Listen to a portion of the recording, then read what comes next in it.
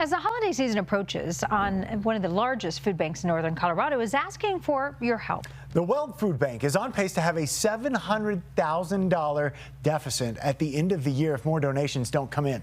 Your reporter in northern Colorado, Dylan Thomas, joins us live in Weld County tonight. And Dylan, the staff says that they're seeing a drastic spike in people coming to them needing some help.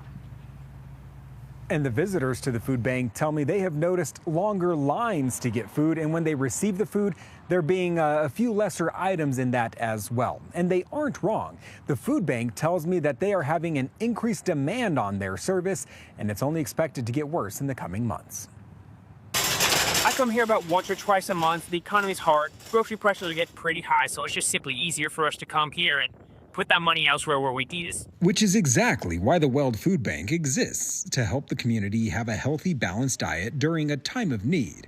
But recently, both visitors and staff have noticed the demand is on the rise. It used to be when you would pull up, there'd be like 10, 50 people in line, and now it just stretches all the way around the block. Which is what we saw Monday when we visited. Cars wrapped around the block, something Weston Edmonds sees every day at the food bank. We're at about 30,000 visits a month, up about 230% of folks coming just for the emergency food program. And in all honesty, we're not providing what we used to. Unfortunately, some days it may not even be enough to make a full meal. More visitors means a need for more food.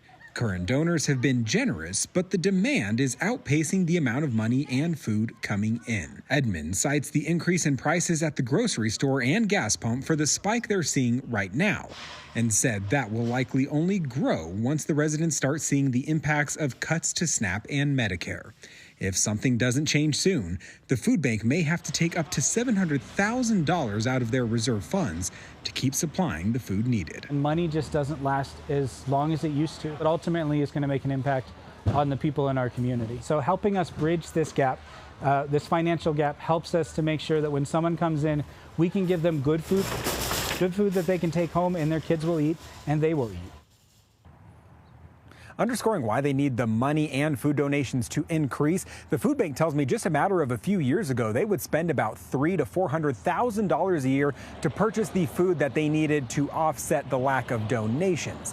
This year, that price is expected to surpass $4 million of purchasing food. That the result of increased demand, as well as financial donations, as well as the amount of money coming in, not really offsetting the price of meat and other groceries. Reporting live in Weld County, Dylan Thomas, covering Colorado First. Here's hoping people see this story and find it in their heart to donate. Dylan, thank you.